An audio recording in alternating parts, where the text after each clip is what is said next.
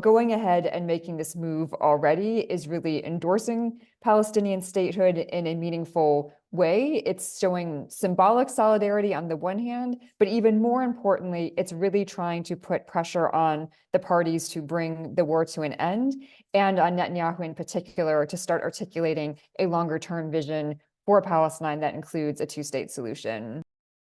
For external actors like those states in Europe that made this move today, they are trying to, I want to say, make the conflict a bit more symmetric, if you will, to take away this dynamic of an occupier occupied, and at least have a statehood status for Palestine to work with. That's important on the ground for negotiations, and it's increasingly important in international institutions as well.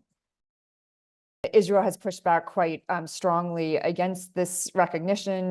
This is something that obviously also came on the tail of the ICC warrants against Netanyahu and Gallant. So it's a week, I think, for Israel where Israelis and certainly Israeli leadership feels increasingly isolated internationally, perhaps ganged up on internationally, and really feel somewhat backed into a corner. I do think these states' decision regarding statehood, the ICC decision of this week, and even the UN General Assembly vote around Palestinian statehood several weeks ago, does indicate how much of the world is trying to maybe not push back, but balance against what has been very strong US influence over the course of this conflict, over what many see as the trajectory for Palestine. And all of this is, again, mostly in response to the war. And I would underscore that these states, and I think the ICC, are not making these moves out of any kind of support for Hamas or any kind of ill will towards Israel, but really just trying to say this conflict has caused so much suffering to all sides for so long. We need to do something to push it forward to a viable long-term two-state solution. And I think that is where the motivations, again, from top-down and bottom-up processes are mostly coming on this.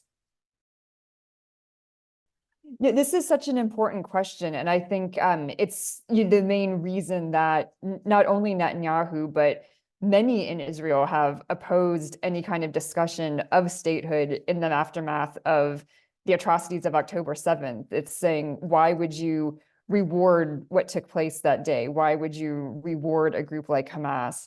I think the counter to that is that any kind of Palestinian state that at least the majority of the international community would support is one that they do not see as one being led by Hamas, but one that is being led by an entity like the Palestinian Authority, which locally, I would say, is struggling for legitimacy at the moment, but has, again, led these state-like institutions for the last 3 decades in coordination with Israel, and has shown an openness and a willingness to compromise. And I think that is the governing entity that these states are planning to work with, rather than the Hamas government, which was really just isolated to Gaza.